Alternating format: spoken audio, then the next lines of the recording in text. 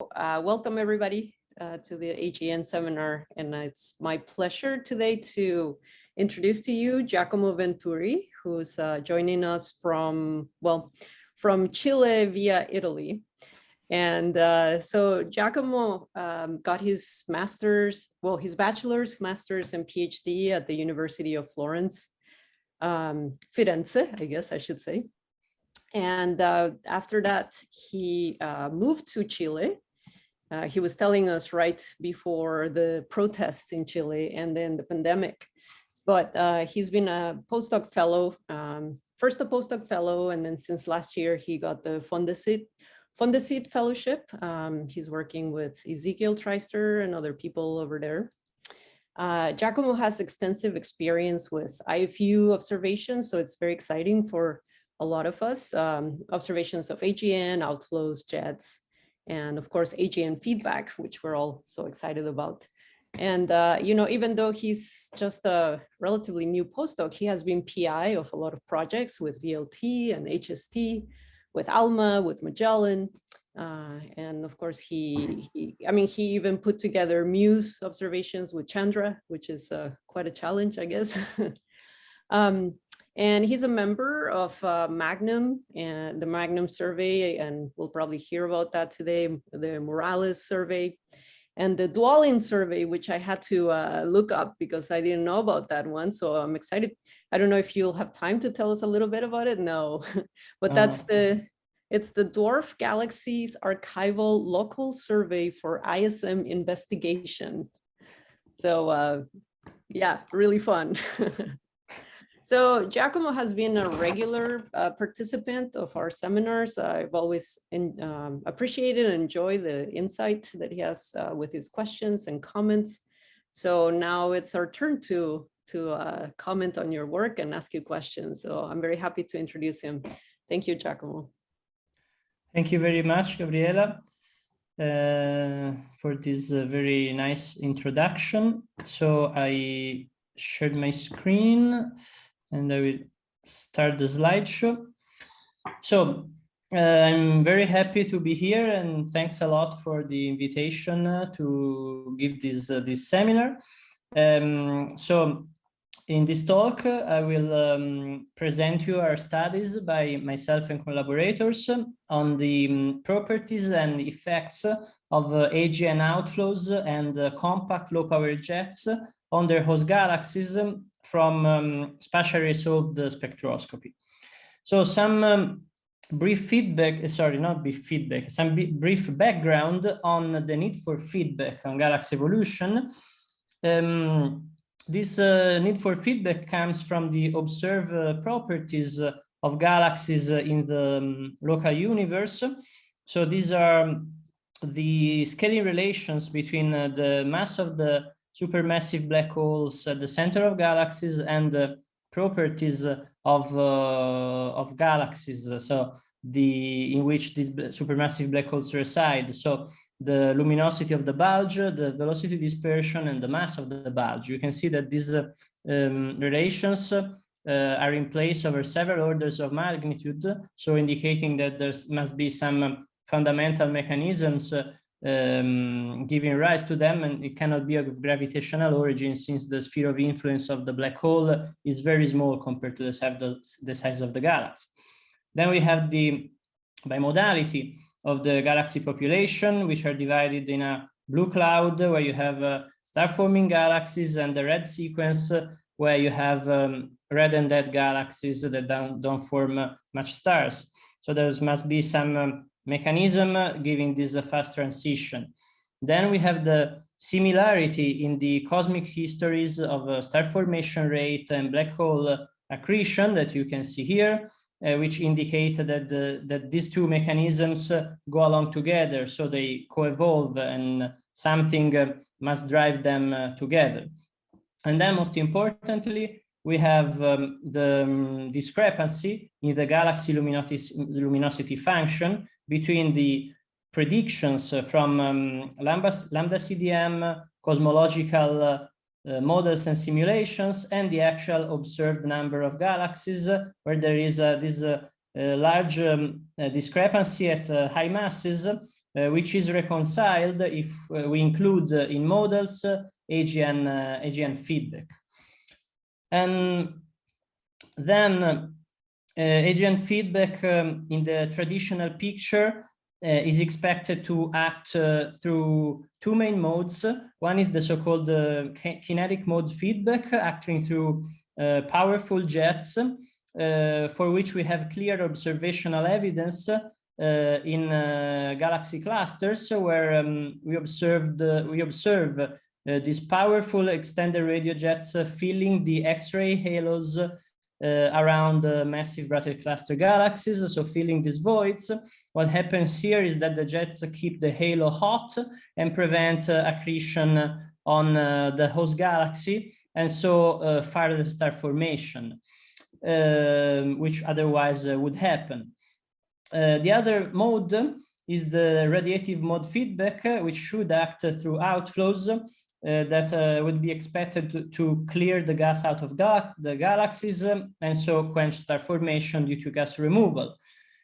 While outflows are routinely observed, especially in the ionized phase, from asymmetric broad wings in the emission line profiles, as you can see here, clear evidence of their impact on the host galaxies is still missing. And outflows are observed in different flavors, let's say, so in different gas phases, which correspond to also different physical scales. So we have highly ionized outflows from X-ray and UV absorption lines, which are interpreted as nuclear accretion disk winds. And then on galaxy scales, we have cold gas outflows in molecular and neutral atomic phase from mainly millimeter and far infrared lines. So you can see, for example, in CO, in C2, and in OH. And then we have, as I was saying, warm ionized gas outflows from rest frame optical and near infrared lines from broad blue shifted, mainly blue shifted absorption wings in emission lines. And in my talk, I will concentrate on these last kind of outflows, so the warm ionized ones. As I said, evidence for AGN feedback in the form of outflows is missing. Part of this could be because there are some large observational limitations, since measuring the physical properties of outflows and their effects on host galaxies is made harder by the larger uncertainties which are associated with the observations, which make also the comparison with model predictions quite hard. Just to give an idea, if we look at this plot where we have a property of AGN outflows, which is the kinetic coupling efficiency, so the ratio of the kinetic energy rate of the outflow to the AGN luminosity, we see that in general, we have different assumptions to calculate the outflow properties, which lead to like 4 orders of magnitudes of difference of spread in properties. But even when uniform assumptions are used, the spread in properties is still really large, because even in this case, in most cases, the outflow extension, the density, and other outflow properties are unknown and must be assumed, since observations often come from integrated spectra, so we don't have the outflow extension, or barely resolved observation, due to either the distance of the objects, which in many cases are high redshift quasars, or due to instrumental limitations. For this reason, in our study, we targeted, so on one hand, we targeted local AGN, which provides a high intrinsic spatial resolution to study the outflow properties and their effect in detail. And on the other hand, we targeted them with the optical integral field spectrograph VLT MUSE, which has a wide field of view of 1 square dark minute and the spectral coverage of the whole optical band, so including all the main emission line diagnostics needed to infer the properties of the ionized gas. So integral field spectroscopy, probably you know, but basically provides at the same time information, at the same time spatial information and spectral information. So you can either extract slices at a certain wavelength, so an image of a galaxy at a certain wavelength, or a spectrum from a certain position in the galaxy. This is an example of a fit of a MUSE spectrum, where you can see the modeled stellar continuum with its absorption features and the main gas emission lines you can observe in the optical, here and here. So these are the objects, part of our MANIUM survey, that are pretty famous Cipher galaxies. You can see the MUSE field of view as a red box in the middle, covering the center, as I said, 1 square dark meter, so the central kiloparsecs. These AGN are all below 50 megaparsec, and depending on the distance, with seeing limited MUSE resolution, we achieve resolution going from about 10 parsec to 100 parsec. And so, thanks to MUSE, we can produce these very nice 3-color images where we can distinguish the different components in these galaxies. So in blue, you have the stellar continuum, in red, the H alpha, and in green, the oxygen tree, which allow, for example, to distinguish the galaxy disks traced by H alpha in red here, this is Circinus, for example, and the O3 cones in green, so ionized by the AGN. So first of all, I will present this study that we published in 2018 of the ionized gas outflow properties in NGC 1365 with MUSE. So here is the galaxy, NGC 1365. You can see it's a massive barred galaxy, which hosts in the very center a low luminosity AGN of about 10 to the 43 ergs per second of bolometric luminosity. If we zoom in the central 5 kiloparsec covered by MUSE, we can see that we can disentangle the different contributions to the ionized gas. So the O3 in green traces bicone ionized by the AGN, while H alpha traces star formation in the dust, in the bar along the dust lanes and in a circumnuclear ring, which is traced very well by the electron density, which is high along this circumnuclear ring. The density can be measured by the ratio of the sulfur to doublet. Then,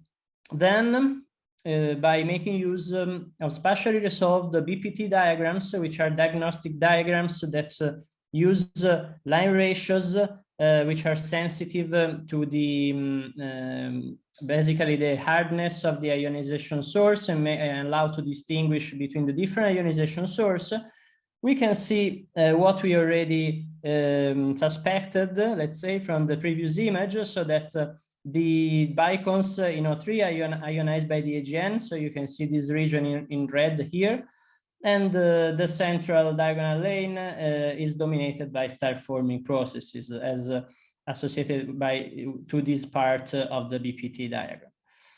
So then, by making use of the Doppler shift of the gas emission lines, we could map the properties of the outflows. We see that the oxygen tree velocity traces a biconical outflow with blue shifted velocities on this side and red shifted on this other side, whose shape is traced very well also by the oxygen tree line velocity width. Here we use the W70, which is a non-parametric description of the line velocity width. So basically another description of the velocity dispersion.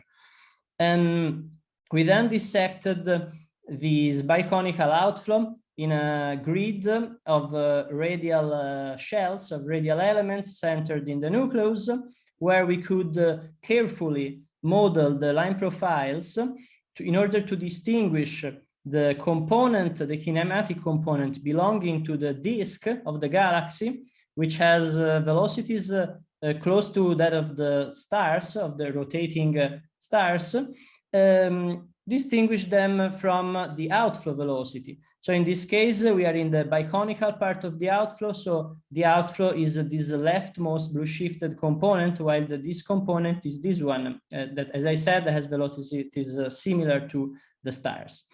And the first thing that we note is that the outflow component is not a broad wing as at low resolution in more powerful AGN, for which here I show an example. So this makes really hard to disentangle the outflow from the disk component, and can also hide the outflow in integrated observations. So that's where spatially resolved observation really help us.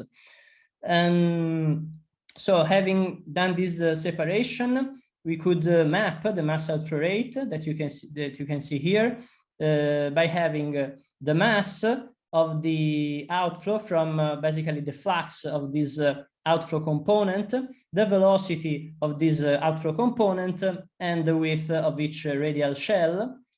And so we could build the radial profiles as a function of distance from the AGN. So you can see the outflow velocity, the mass outflow rate, the kinetic energy rate, and the momentum rate as a function of distance. First thing that we note is that the star formation rate of the galaxies, about 7 solar masses per year. The mass outflow rate of the ionized phase is very small compared to this star formation rate. So this ionized outflow is not capable of significantly affecting star formation. But we weren't inspecting this since this is a low luminosity AGN. Here, with this green line, I'm showing the mass outflow rate of the nuclear unresolved X-ray wind, which is traced from blue shifted, highly ionized iron absorption lines in the X-rays. So we see that the mass outflow rates are comparable. And then we can investigate which could be the outflow driving mechanisms by comparing the energetics of the nuclear X-ray wind with the galactic scale one we get from MUSE.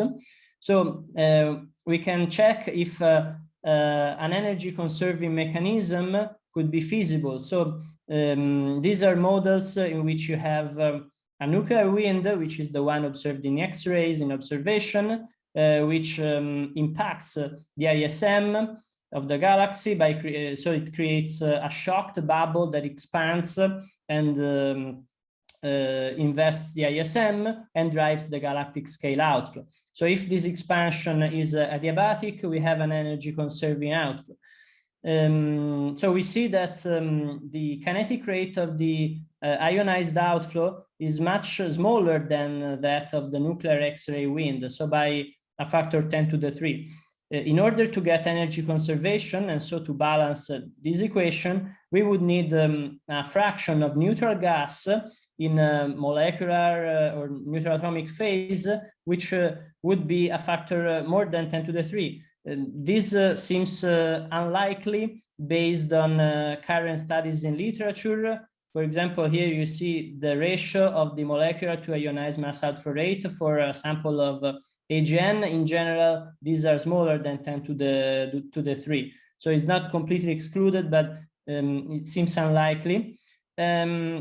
While a mechanism of direct AGN radiation pressure on dust, so without a nuclear X-ray wind, could in principle be feasible, since we see that the momentum rate of the galactic ionized outflow we get from MUSE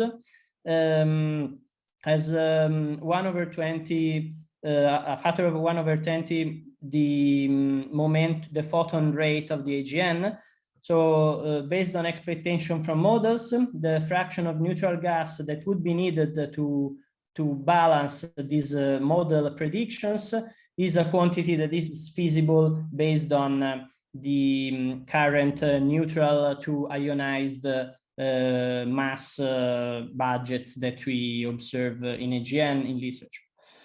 And so then if we concentrate on the shape of these profiles, we see that there is a peak at about 1 kiloparsec and then a decreasing trend with distance.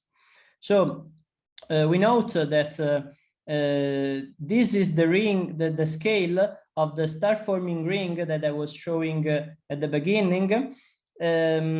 So this could indicate, since it's where we observe the peak, that the star-forming ring might contribute to the outflow. As we also observe hard X-ray excess from the ring, which based on X-ray analysis, in principle, it could tentatively be associated to supernovae producing a shocked wind. But this is quite tentative. And also, as we see in literature and as we saw by Mitchell Rewalski's talk last week, for those of you who could attend it, in other studies which perform spatially resolved analysis of outflows with radial profiles, we observe decreasing trend with distances and especially peaks at not in the nucleus, but at a certain distance from the nucleus. So it's not necessary that the star-forming ring is contributing to the outflow. If we now concentrate only on the decreasing trend with distance, a possible explanation for this could be that the AGN has become more luminous recently than in the past. And if we compare the time needed to inject the total outflow kinetic energy that we observe at the present AGN rate, as given by the nuclear X-ray wind, this is much smaller compared to the outflow dynamical timescale by considering the maximum distance reached by the outflow and a constant deceleration. So this seems to indicate that the AGN is more luminous recently than in the past. However, if we now concentrate also on the presence of this peak at about 1 kiloparsec and the decreasing trend, if we check the predictions from models of outflows driven by radiation pressure on dust that I was referring to before as well, we see that these models with a constant AGN luminosity predict a peak not in the nucleus, but at a certain distance from the center, which is more or less 1 kiloparsec, and then a decreasing trend with distance due to a spread of mass of the outflow at different radii. So this seems to go in favor of a radiation pressure mechanism and as the outflow driver, as we saw from an energetic point of view. The caveat, which is very important, is that we are only sampling the ionized gas, so no neutral atomic or molecular phase, and the ionized gas emission depends on the AGN ionizing flux, which goes down as the distance to the -2. So the scenario could be different if an outflow in the molecular neutral atomic phase exists in this galaxy. We then, in a following paper, dissected the physical properties of outflows and the galaxy disk. So to do so, we divided the emission line profiles in velocity bins by one associated with the disk and one associated with the outflow. We selected that associated with the disk by considering the spectral channels around the stellar velocity in each given spaxel, which provided the map of the galaxy disk emission. Here is the example of Circinus. You can see the disk emission in gray, and the outflow kinematic component by collapsing the spectral channels at high velocities around the stellar velocity in each given spaxel. And here you can see the blue shifted approaching part of the outflow and the red shifted the receding part of the outflow. So having done so, we could measure the physical properties of the outflow versus disk for each spaxel in all the 9 galaxies of our sample. And they are reported here. So the electron density, ionization parameter, and dust extinction, which are presented in this Mingozzi et al. Paper 2019, as I was saying. And so we see, first of all, that in general, the outflow compared to the disk has a higher electron density and ionization parameter and a lower dust extinction. Speaking of the extinction, So we expect that in the disk there are dust lanes, so that there is more extinction in the disks. And often outflows are approaching, so they have a smaller extinction. But we see that we also have very high values of extinction for the outflow, which cannot only be accounted for by the let's say the receding parts of the outflows, which so the receding cone which lays behind the galaxy disk, but there is some intrinsic extinction in the outflows themselves, so indicating the presence of dust, which could go again in favor of the radiation pressure acceleration by the AGN on dust particles, or even open scenarios of star formation within the outflows, since there is dust and there could be molecular clouds forming stars, but that's another story. And another important point that I want to highlight is that if you look at this electron density plot, so in orange dotted line, you see the median of the density for all our galaxies, while with the dashed line, you have the weighted median of the density, which is weighted on the S2 flux. You can see that the values that we get are very different. So when we weight on the flux, the density is much higher and gets to the values which are observed in unresolved observations. So indicating that unresolved observations may be biased towards the brightest regions of the outflows, which are also the densest ones. Then we could also study the excitation structure of the outflowing cones. So this is an example of Circinus, but basically the same behavior is observed for all the galaxies in the sample. Here you can see the nitrogen 2 BPT diagram only for the outflow component. Here is color-coded as the nitrogen 2 over H alpha ratio, while here is color-coded as the S3 over S2 ratio, which is a tracer of the ionization parameter, which goes in this direction. So the point here is that along the ionization cones, we observe the lowest nitrogen 2 over H alpha ratio and the highest ionization parameters, while at the edges of the outflowing cones, we observe the highest N2 over H alpha ratios and the lowest ionization parameters. So the possible interpretation that we give first order is that the direct AGN radiation pressure along the cone axis completely ionized clouds, and so it gives so-called the matter-bounded clouds, where there is no partially ionized region emitting N2, and that is why we get these very low nitrogen 2 over H alpha ratios.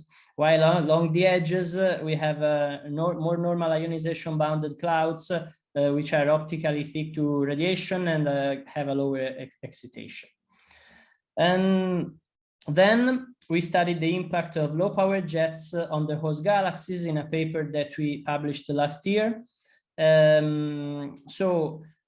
Some background, AGN feedback on jets traditionally is expected to be exerted, as I was saying at the beginning of my talk, by very powerful and extended radio jets on tens or hundreds of kiloparsec in radio loud AGN. So these jets, as I said, keep the halo of galaxies hot, and are also capable of accelerating very massive outflows. But what about low power, so below 10 to the 44 Hertz per second of kinetic power, compact jets on about 1 kiloparsec scale? So recent works indicate that they can also be able to push outflows and consequently affect at some extent the host galaxy. In our study, we investigated the effect of low power jets in 4 objects of our Magnum survey, where again the MUSE field of view is this red box in the center. So here you can see the colored maps of the galaxies. I would like you to concentrate on the green oxygen-3 emission, which traces the shape of the AGN ionization cones, whose axis is reported with this dashed line. Here I show the maps of the oxygen-3 line velocity with the radio jet contours superimposed with in black, here, as you can see. These radio jets are aligned with the AGN ionization cones, but surprisingly, the oxygen-3 line velocity width shows a strong enhancement in the direction perpendicular to the jets and the ionization cones. So this was surprising, since outflows are normally expected and observed in the direction of the AGN ionization cones, as shown here for an example from our survey, NGC 4945. So you can see the AGN ionization cone here, the outflow traced by blue shifted asymmetric wings, and a strong line velocity width, so velocity dispersion, co-spatial with the AGN ionization cone. So actually, in these four galaxies I was showing you, there also is a normal, let's say classic outflow in the direction of the AGN ionization cones and jets in the form of an asymmetric wing outflow. But the gas in the perpendicular direction, where you observe this very strong line width enhancement, has completely different properties with very broad and fairly symmetric line profiles, so suggesting a different origin for these two. And if we check the predictions from simulations of jet ISM interaction, these are works by Deepanjan Mukherjee and collaborators, we see that when the jet is perpendicular to the galaxy disk, we see weak or no interaction with the disk material. But but when the jet resides at low inclination with respect to the galaxy disk, as you can see from this movie, the jet remains trapped in the disk and strongly impacts on the disk ISM by shocking gas clouds and driving turbulence perpendicularly, enhancing the line velocity width. Actually, also in our four objects, in the direction of this line width enhancement perpendicular to jets, we observe shock-like line ratios as confirmed by comparison with the shock models. We can also investigate how much is the ionized mass and kinetic energy of the gas affected by this phenomenon, so having this very large line velocity widths. So the mass and kinetic energy seems to correlate with the jet power. So these are only for objects, so it's not statistically significant, but only gives an idea. So the highest values are at the highest jet power. So this seems to indicate that there is a correlation between the jet and this phenomenon. And also, if we compare the kinetic energy of the affected gas with the energy injected by the jet during its lifetime, this ratio is much smaller than 1. So indicating that the jets, from an energetic point of view, are easily capable of injecting the required energy into the ISM. So summarizing, what is the likely origin for this mechanism? So all these for galaxies exhibiting the phenomenon of this perpendicular enhanced line velocity widths, they all host a small scale low power jet. These jets have small inclinations with respect to galaxy disk, so indicating that there must be a strong jet ISM interaction. The gas in the perpendicular direction, showing these enhanced line widths, has very different properties from the classic AGN narrow line region outflow in the direction of the AGN ionization cones, suggesting a different origin for the two. And also the gas in the perpendicular direction shows shock-like ionization. So a jet galaxy disk interaction perturbing and shocking the ISM and driving turbulence perpendicular to jet propagation seems the most likely origin for the observed phenomenon. And very interestingly, we saw that this enhanced velocity dispersion perpendicular to jets and AGN cones were observed in a number of other galaxies in literature, all hosting a low inclination, compact, low power jets. So here you can see the references, which are quite a number. And here just an example. So the radio contours here in green, and the enhancement of velocity dispersion in the perpendicular direction. So this indicates that this could potentially be a widespread phenomenon and constitute an additional channel for AGN feedback. So turbulent gas may mix the ISM in the galaxy, even enrich the CGM, heat the ISM in the galaxy and damp star formation, and at the same time, compress the clouds and foster star formation. So with a negative and positive feedback at the same time, as prescribed by recent simulations by Mandal and collaborators.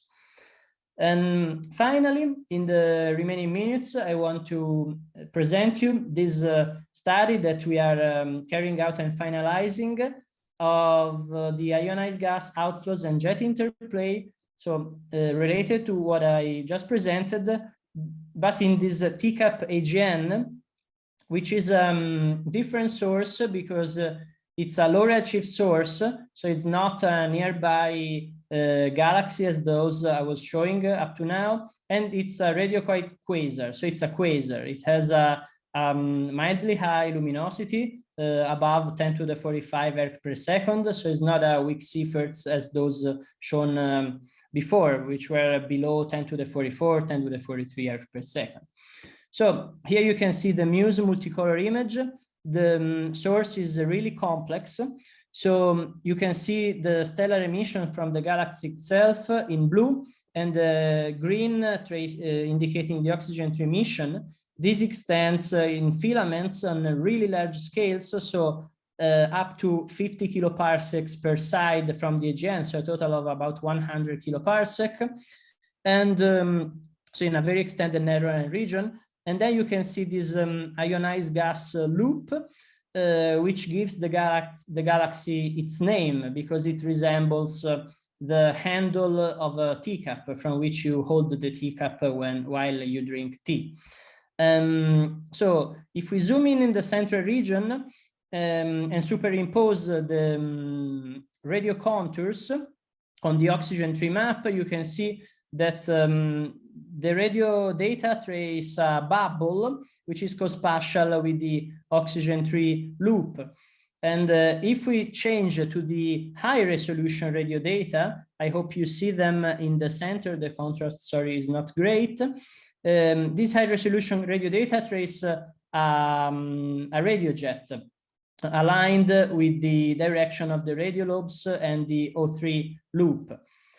And again, if we check the oxygen tree velocity dispersion, we find that there is an enhancement of velocity dispersion in the direction perpendicular to the jet and the ionization cone axis. So again, also in this object, similar to what we observed in nearby Seyfert galaxies presented before. And again, this gas in the perpendicular direction has line ratios compatible with shocks. So this indicates that jets are able to induce this peculiar phenomenon not only in weak Seyfert galaxies, but also in more radiatively powerful quasars. And then we mapped and analyzed the properties of the high velocity outflow in the direction of the AGN ionization cones and radio jet, which is traced by by broad and asymmetric wings in the emission line profiles. So having the flux, the extinction, the density, the velocity, and the velocity dispersion of this second broader modeled Gaussian, we could map the mass outflow rate. And so this is reported here. This is a map of the mass outflow rate. And then again, we built radial profiles of the mass outflow rate, kinetic rate, and momentum rate. So the outflow properties, this time on distances of tens of kiloparsec. So we see that there is an increase of the properties at the location of the TCAP handle, so the loop in O3, so here, suggesting that the gas is accumulating there. And then we see that these properties peak in the nucleus of the galaxy, but the resolution is 1 kiloparsec. So it's not excluded the same thing that we saw before. So a peak at some distance from the nucleus is going on. So higher resolution data would be required. But then we compare the energetics of the outflow with those of the jet and the AGN radiation to check which could be the driving mechanism of the outflow.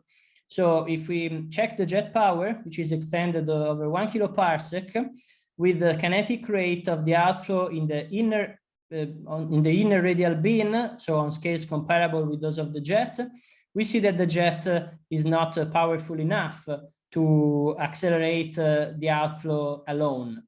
If we instead consider the AGN luminosity, we see that the observed AGN bolometric luminosity leads to a kinetic coupling efficiency of about 5 per 1,000, and to a momentum boost, which is the ratio of the momentum rate of the outflow with the kinetic photon, with the photon rate of the AGN.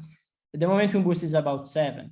So again, if we compare with models of outflow with an energy conserving and momentum conserving one, where we have this expanding bubble driven by an X-ray nuclear wind, we see that energy conserving models predict kinetic coupling efficiencies for which R value is at the lower end.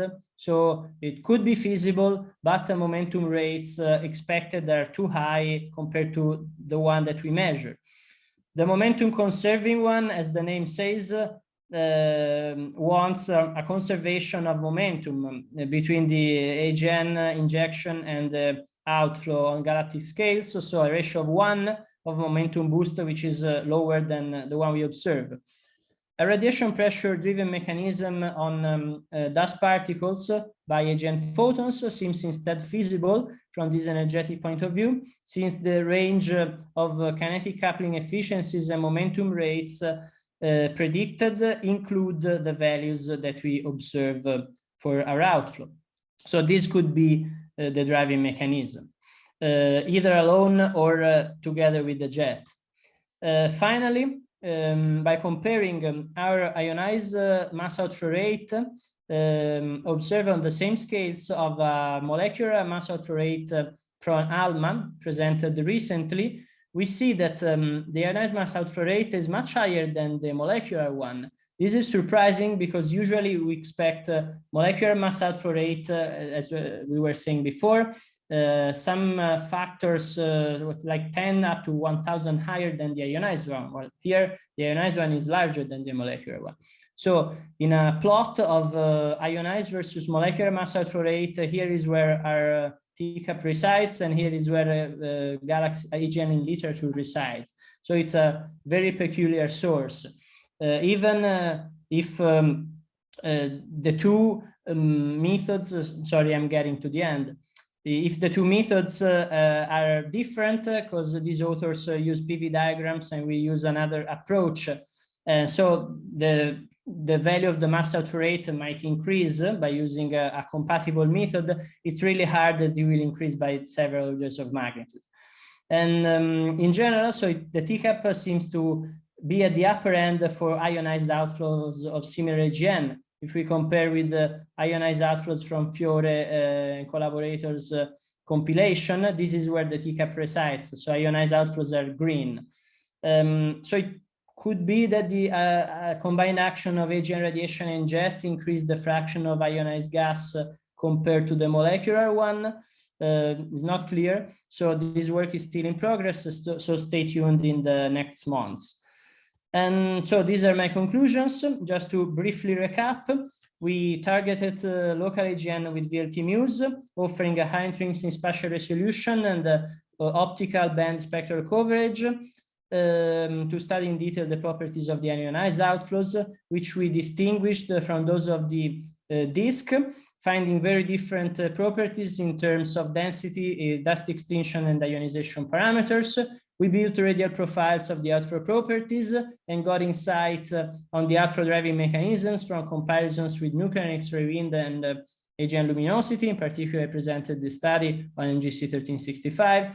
Then we found this peculiar phenomenon of large velocity dispersions perpendicular to compact low-power jets, suggesting jet ISM interaction is at the origin of this phenomenon, and that low-power jets may have a larger impact on host galaxies than previously thought, and these particular mechanisms could potentially be another channel for AGN feedback. And finally presented this complex source, which is the TCAP, mixing O3 and radio bubbles, powerful ionized outflow dominating over molecular phase, with again this large velocity dispersion perpendicular to a jet even in a quasar. So thank you very much, and sorry for going 2 minutes longer than expected. Thanks. Thank you, Giacomo. Thank you for a very nice talk. And you did just fine with the time. So I think we already have a question from Darshan.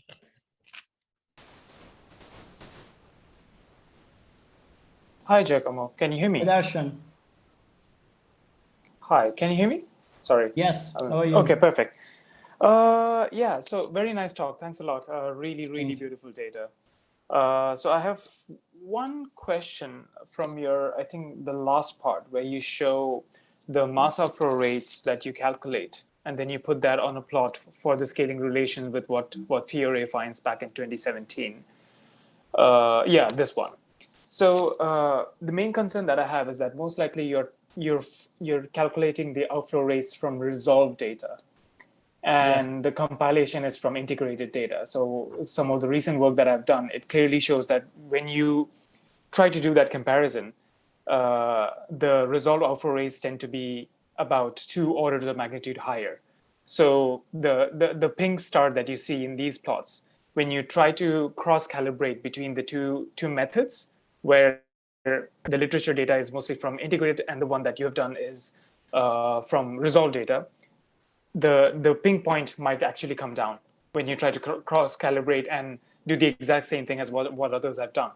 So yeah, so it might artificially look like the mass outflow rate is higher in this case, but it could just be the fact that you're using resolved while the others have used integrated ones. Yeah. So I think this is something that you might need to be careful about in case you've calculated it from resolved data. Yes, thanks a lot, Darshan. That's a really nice and important point. So I didn't have time to mention this. I want to discuss it in the paper. So yeah, that's when since this is the ionized mass outflow rate of the innermost part of the outflow, but when if you average over the whole, let's say, possible integrated spectra, this would go down because the radial profiles decrease with distance. So if you add larger distances, yes, then on average the value goes down. So yes, that's an important point that needs to be taken into account. Thanks. Travis? Giacomo, hey, great talk. It's always a treat looking at MUSE data. I came in a little late, but one of the conclusion points where talking about the jet ISM interaction, likely explaining the kinematics that we see. Can we look at like a plot of where there are shocks and stuff? So this one, maybe that one. Yeah, I think this was a great one. So can you just run over again what the contribution from a radio jet might be doing to create the high full width at half max gas and the shocked gas perpendicular to the outflows? Yeah, so let's say that we can take a look at the simulations maybe, which may give an idea of what could happen.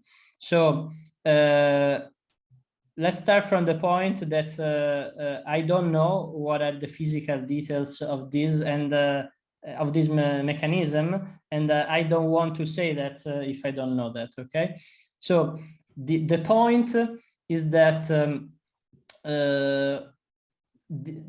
what we observe is that this phenomenon is observed only. Okay, let's go to another slide. So here is observed only in galaxies which have a jet, a low power jet, a small scale jet with small inclinations with respect to the galaxy disk. So either in R4 objects and in the objects in literature. So this strongly suggests that is the jet that gives this this velocity dispersion enhancement in the perpendicular direction. Okay. Okay. So, and then so we've talked about the radio structures before. How are we defining this to be a jet, other than the fact that it's radio emission, right? It's radio continuum, and what appears to be like a collimated or an elongated structure? Is that the how we're determining that it's a jet in these galaxies? Yeah, basically in general, they are determined in this way. So they have an elongated emission with hotspots on both sides, and so they're most likely jets. Okay, that's the idea. Okay. And then what could happen, to answer actually your question, is that when the jet propagates in the disk, it struggles to propagate, and it creates a lot of turbulence, which can escape more easily in the direction perpendicular to the jet, so perpendicular to the disk. So that's what simulation says. From our data, it's not clear if this line velocity dispersion enhancement actually resides perpendicular to the disk as predicted by simulations, or it is in the disk. Okay.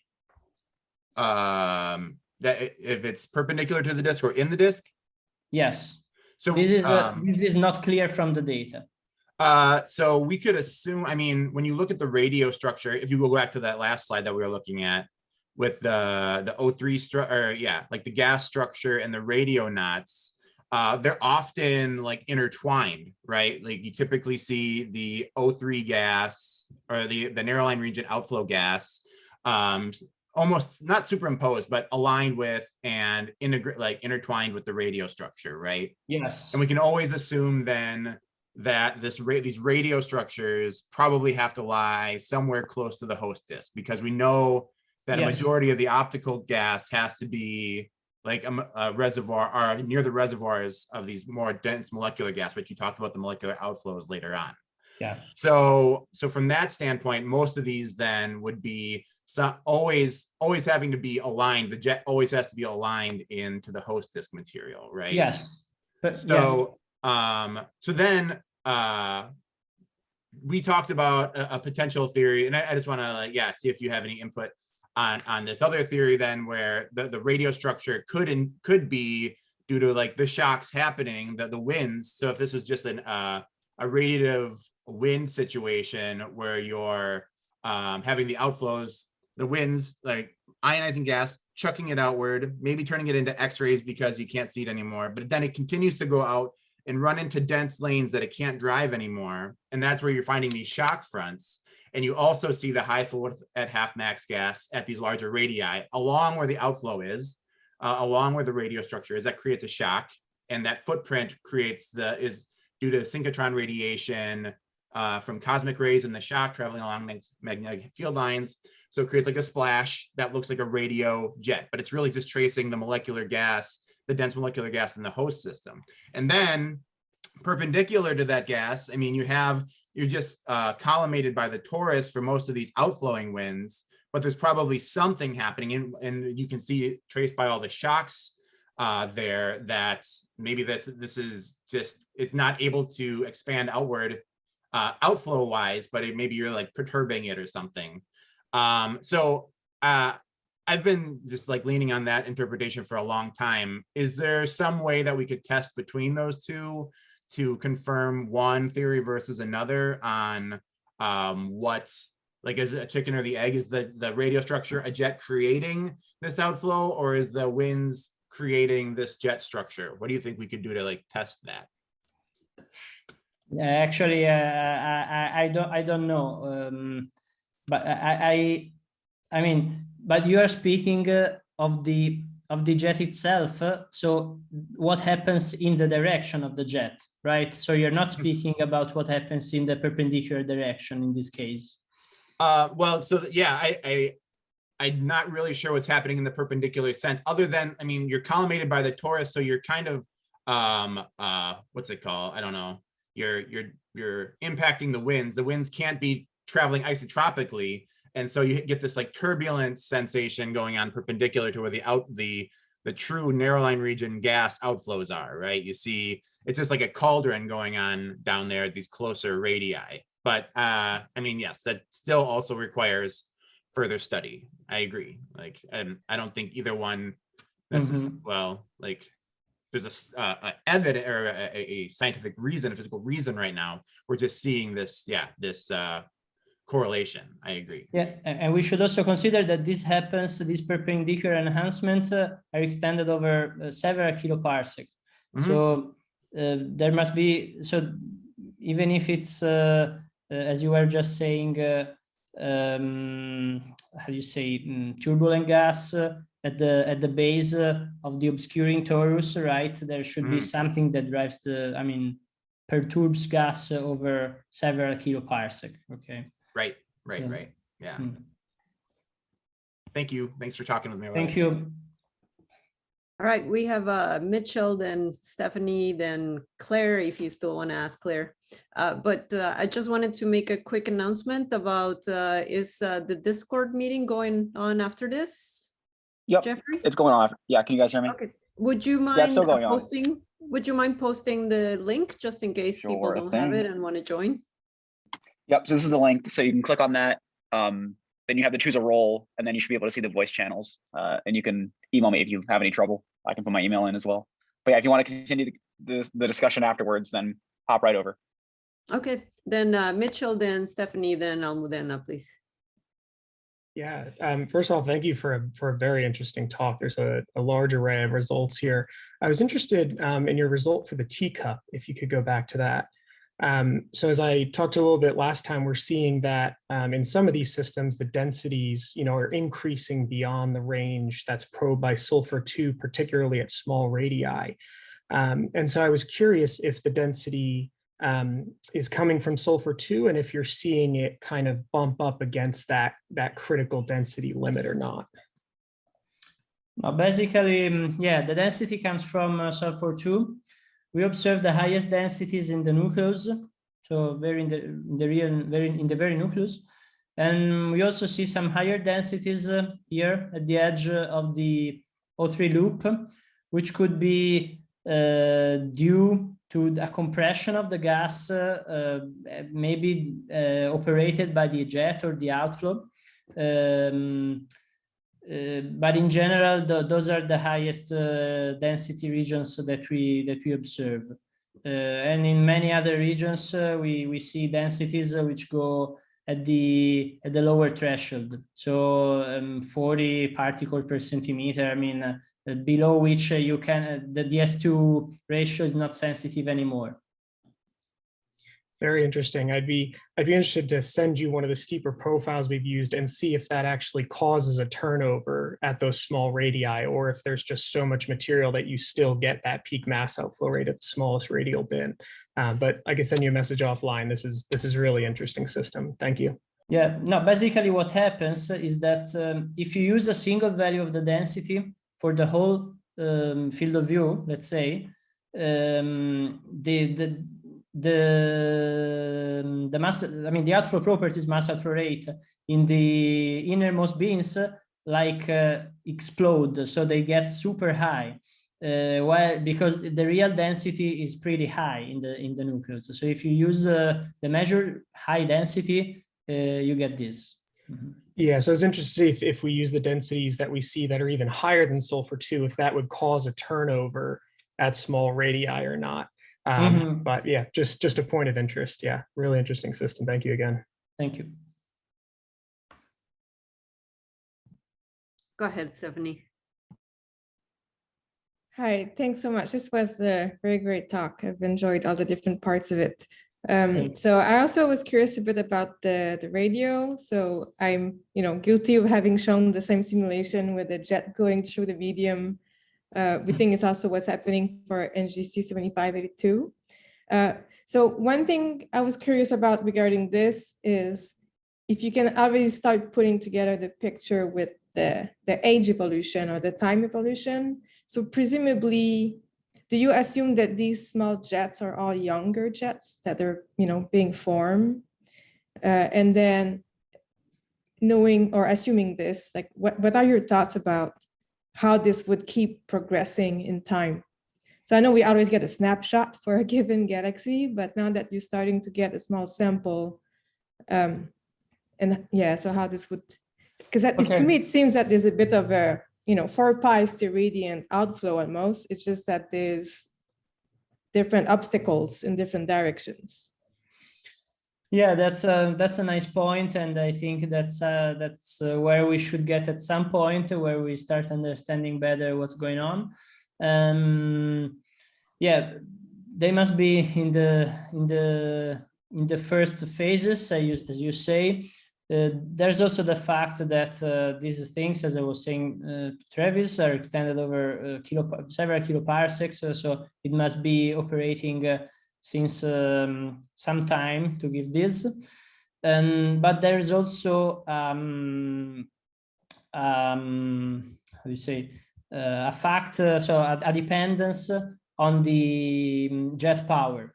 So basically, in the simulations, for example, the Mukherjee simulations that we're referring to, if we go to the slide for simplicity, so if we consider a low power jet, as in our case, or a really powerful jet, so the low power jet has this behavior. So it gets quite some time to propagate.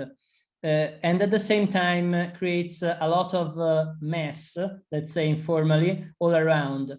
While a high power jet it propagates more easily in the disk, like an arrow, and so it doesn't affect much the material on the disk because it pierces through the disk and more easily escapes the disk. So there's also this fact. Mm-hmm.